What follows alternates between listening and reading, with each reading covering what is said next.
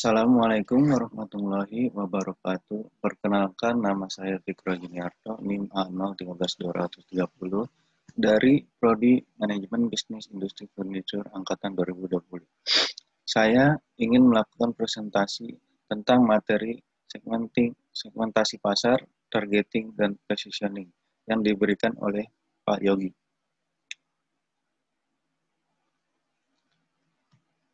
Sebelum berlanjut, kita harus mengetahui dulu apa itu segmentasi pasar. Segmentasi pasar adalah merupakan suatu konsep yang membedakan dan membagi pasar menjadi kelompok klien karena adanya perbedaan dalam beberapa hal, seperti letak geografis, keinginan, sumber daya, sifat, dan kebiasaan mereka. Tujuannya adalah untuk meneliti segmentasi mana yang mempunyai peluang pasar terbaik. Segmentasi pasar dibagi menjadi 4 variabel utama, yaitu menurut Harmazer 2006. Segmentasi geografis, yakni membedakan tingkat suatu daerah, misalnya negara, provinsi, kabupaten, kota, ataupun kelompok pemukiman. 2. Segmentasi demografis, yakni pembagian pasar berdasarkan usia, jenis kelamin, pendidikan, agama, dan daur hidup. 3. Segmentasi psikografis, pembagian pasar berdasarkan kelas sosial, gaya hidup, dan karakteristik kepribadian. 4. Segmentasi perilaku, pembagian pasar berdasarkan pengetahuan, sikap, pemakaian, respon atas suatu produk.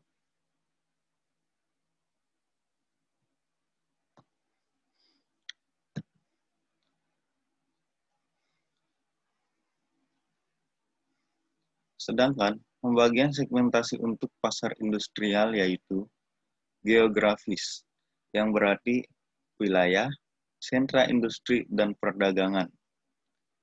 Demografis, jenis industri, kapasitas, atau luas produksi. 3. Variabel operasional, tingkat teknologi, pola konsumen, kapabilitas, dan kebutuhan pelanggan. 4. Pendekatan pembelian, tingkat wewenang bagian pembeli, struktur wewenang, kebijakan pembelian, dan kriteria pembelian. 5. Faktor situasional, tingkat kepentingan, penggunaan, dan tingkat pemasaran. 6. Karakteristik personal, kesamaan pembeli penjual, sikap terhadap risiko, dan tingkat loyalitas terhadap pemasokan.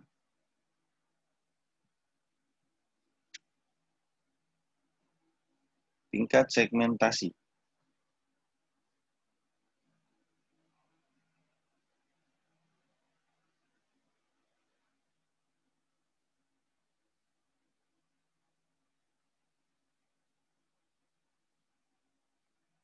Ada beberapa tingkatan segmentasi pasar,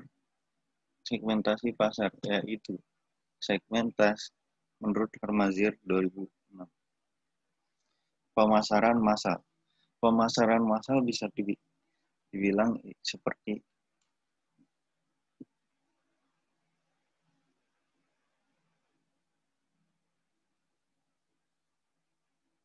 yaitu memproduksikan secara massal, mendistribusikan secara massal, dan mempromosikan secara massal produk yang hampir sama kepada semua konsumen. Lanjutnya, pemasaran segmen. Pemasaran segmen ialah memisahkan segmen-segmen yang membentuk suatu pasar dan mengadaptasi tawarannya supaya sesuai dengan kebutuhan satu atau lebih segmen tersebut. 3. Pemasaran relung. Pemasaran relung memfokuskan diri pada subsegmen atau relung pasar yang memiliki sejumlah ciri bawaan yang khas, yang mungkin mencari kombinasi sejumlah manfaat yang khusus. Lanjutnya, pemasaran mikro.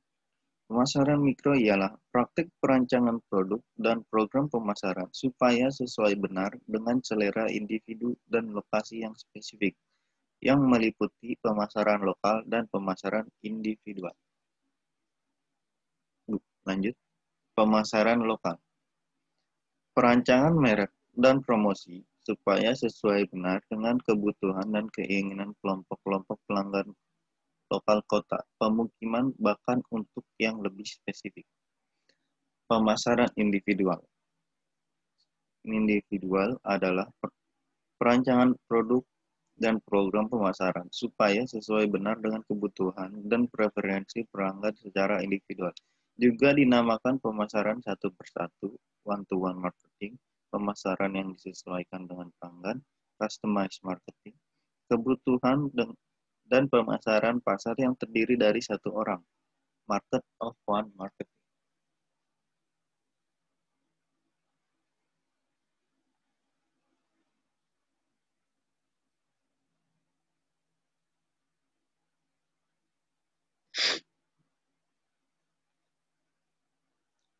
Persyaratan supaya segmentasi efektif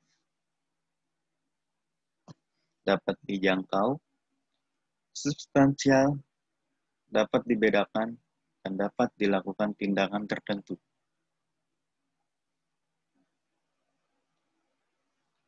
Syarat proses segmentasi pasar atau proses terjadinya segmentasi pasar. 1. Identifikasi bagian segmentasi pasar yang akan kita masuki untuk produk kita.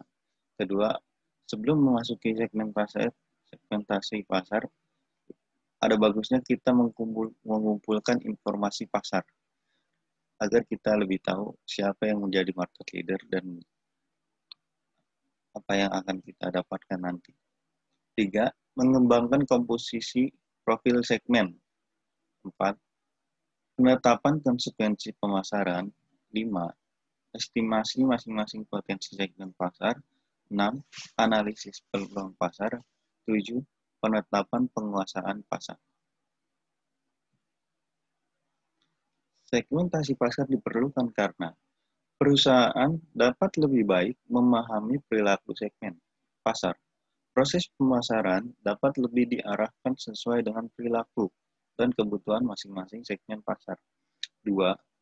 Apabila pasar terlalu luas dan berperilaku sangat beragam, perusahaan dapat memilih satu atau beberapa segmen pasar saja, sehingga kapasitas pasar dapat lebih sesuai dengan luas segmen pasar terbentuk.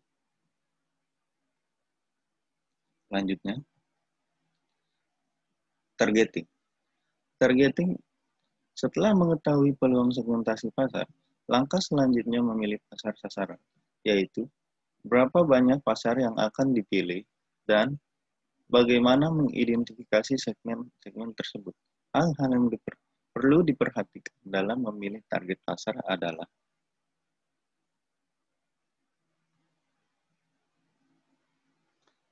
mengevaluasi target pasar.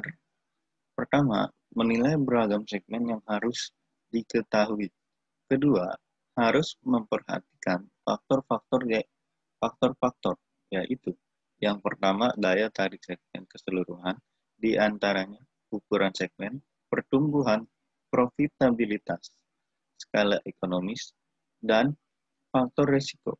Dan yang kedua adalah tujuan dan sumber daya perusahaan, di antaranya tujuan jangka panjang dan tujuan jangka pendek dan tujuan jangka panjang. Memilih segmen pasar. Setelah segmen pasar dievaluasi, langkah selanjutnya yaitu memilih segmen yang akan dijadikan target atau pasar sasaran. Dalam memilih pasar sasaran yang optimal, perlu diperhatikan beberapa kriteria berikut. Menurut Kasali 2003. 1. Responsif. Pasar sasaran harus responsif terhadap produk atau program-program pemasaran yang dikembangkan. Langkah ini harus dimulai dengan studi segmentasi yang jelas, karena tanpa pasar sasaran yang jelas, produsen menanggung kerugian yang terlalu besar. 2. Potensi penjualan. Potensi penjualan harus cukup luas. Semakin besar pasar sasaran, semakin besar nilainya. Besarnya bukan hanya ditentukan oleh jumlah populasi, tapi juga daya beli dan keinginan pasar untuk memiliki produk tersebut. Ketiga, pertumbuhan yang memadai. Pasar tidak dapat segera beraksi pasar tumbuh perlahan-lahan sampai akhirnya meluncur dengan cepat dan mencapai titik pendewasaan. 4. Jangkauan media. Pasar sasaran dapat dicapai dengan optimal kalau pemasar tepat memilih media untuk memproduksikan dan memperkenalkan produknya.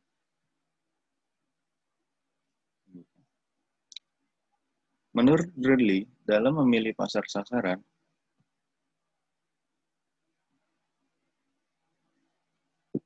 mana yang akan diambil, ada faktor-faktor yang perlu diperhatikan, yaitu Kasali, 2003. Sumber daya organisasi. Dalam memilih segmen, maka perlu diperhatikan sumber daya yang ada.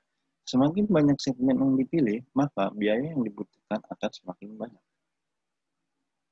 Tipe produk. Ada produk yang disebut high difference produk, dan maka strategi yang digunakan bisa different atau concentrate marketing. Karena pada produk tersebut mudah diciptakan keunikan yang membedakannya dari produk lain. Contohnya ialah HP vendor iPhone, HP produk iPhone. Tahap dalam daur hidup. Produk memiliki siklus yang dimulai dengan tahap perkenalan pasar, pertumbuhan, dewasa, dan menurun. Pada masa perkenalan, dapat diterapkan pemasaran serba sama. Pada masa pertumbuhan, produk semakin dapat diterima dan pasar mulai menginginkan variasi produk. Maka diterapkan pemasaran serba aneka. Strategi pesaing dan strategi bersaing organisasi. Untuk memilih strategi mana yang akan diterapkan oleh organisasi, maka perlu memperhatikan juga strategi yang diterapkan oleh pesaing dan strategi bersaing yang dipilih organisasi.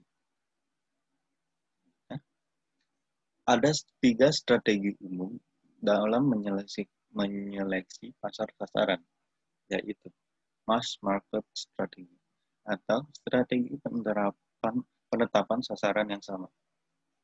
Pasar bisnis menggunakan 2 cara untuk memasuki pasar yang sama.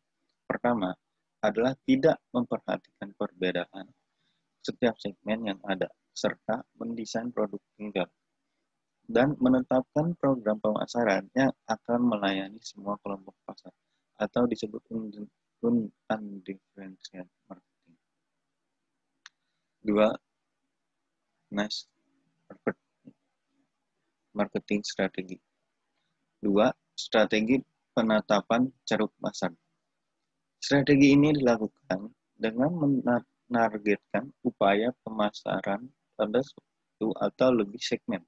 Tujuan strategi ini adalah menghindari pesaing langsung yang berada di segmen yang lebih besar. 3. Concentrate marketing atau grow market strategy. Strategi penetapan sasaran yang terkonsentrasi. Strategi pertumbuhan pasar ini diterapkan oleh perusahaan kecil untuk menghindari konfrontasi langsung dengan perusahaan besar. Penerapan strategi ini membutuhkan departemen riset dan pengembangan yang handal dan kemampuan pemasaran untuk mengidentifikasi serta mengembangkan dan memperkenalkan keistimewaan produk baru kepada sasaran atau target pasar yang dipilih.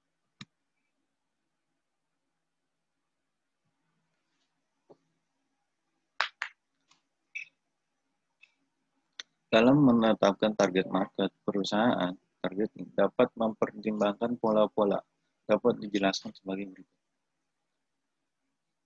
Diferensiasi segmen.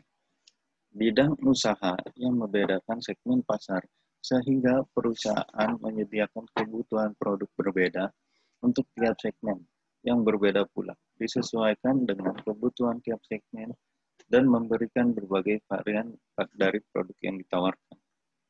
2. Diferensiasi segmen. Bidang usaha yang tidak membedakan segmen pasar. 3.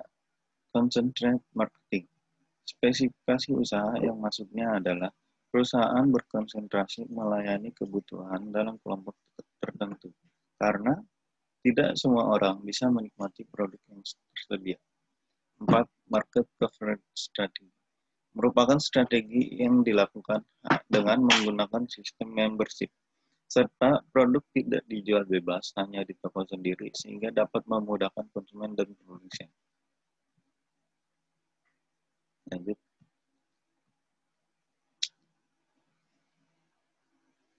Lanjut. Positioning. Penetapan posisi adalah tindakan merancang tawaran dan citra organisasi sehingga menempati suatu posisi yang terbedakan di antara pesaing di dalam benak pelanggan sasarannya. Menurut Kondler, memandang posisi sebagai suatu latihan kreatif yang dilakukan terhadap produk yang ada. Penetapan posisi dimulai dengan produk, suatu barang, jasa, organisasi, lembaga, atau bahkan orang, menurut Kasari 2003.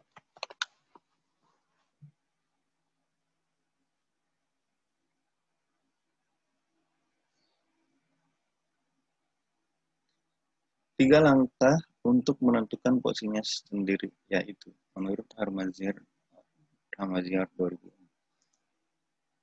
Mengidentifikasi keunggulan pesaing. Mengidentifikasi keunggulan pesaing adalah menentukan posisinya sendiri, di mana suatu produk mempunyai keunggulan yang sangat berbeda dengan pesaingnya. Kedua, memilih keunggulan pesaing. Memilih keunggulan pesaing adalah meneliti keunggulan pesaing, kemudian dikembangkan berdasarkan keunggulan pesaing.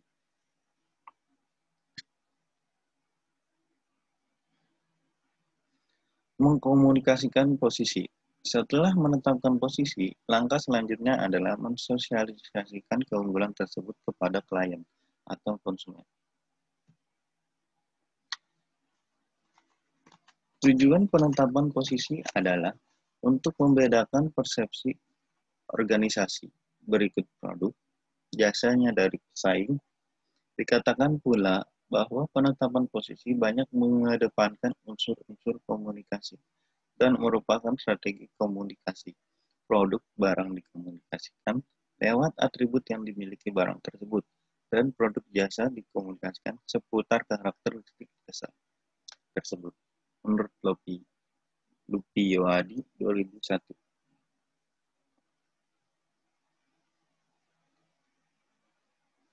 Ada 4 alternatif strategi berdasarkan posisi pasar atau market positioning, yaitu market leader, market challenger, follower, dan pertama, market leader. Market leader merupakan perusahaan yang diakui oleh industri yang bersangkutan. Sebagai pemimpin karakteristiknya, sebagai pemimpin. Karakteristiknya ialah memiliki pangsa pasar terbesar di antara yang lainnya, yaitu 40% dalam produk yang relevan. Market challenger merupakan perusahaan yang secara konstan berusaha memperluas pangsa pasar, kemudian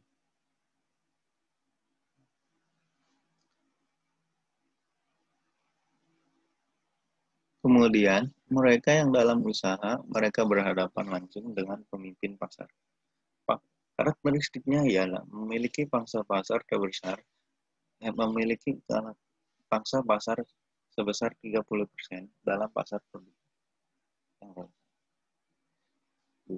Tiga, market follower merupakan perusahaan yang mengambil sikap tidak mengusik pemimpin pasar dan hanya puas dengan cara menyesuaikan diri terhadap kondisi-kondisi pasar.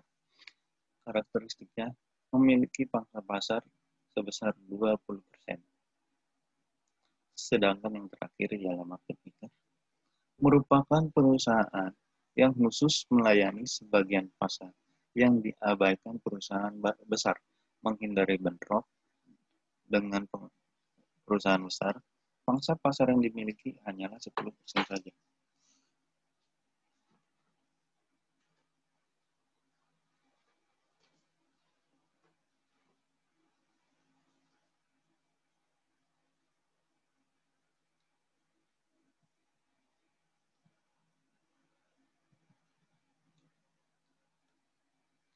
Bisa kita lihat, positioning dapat dilihat dari keistimewaan produk tersebut,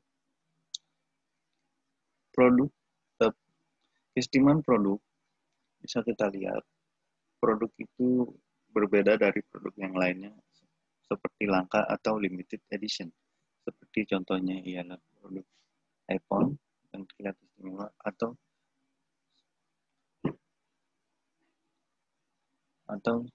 vendor server. Kedua, keuntungan permintaan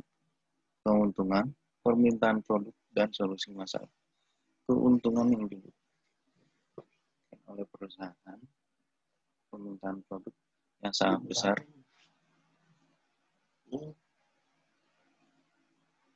dan solusi masalahnya.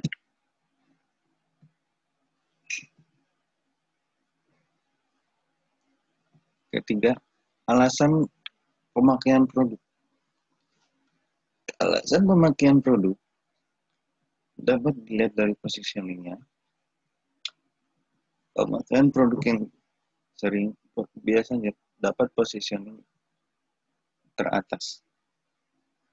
Ketiga, kategori pemakai.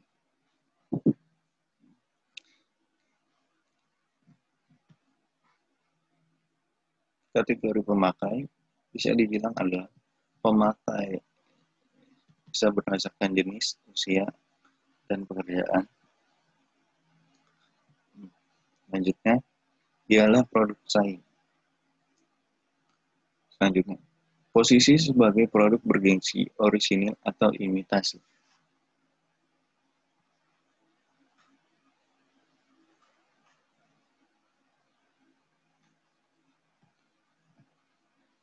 Sekian dari saya.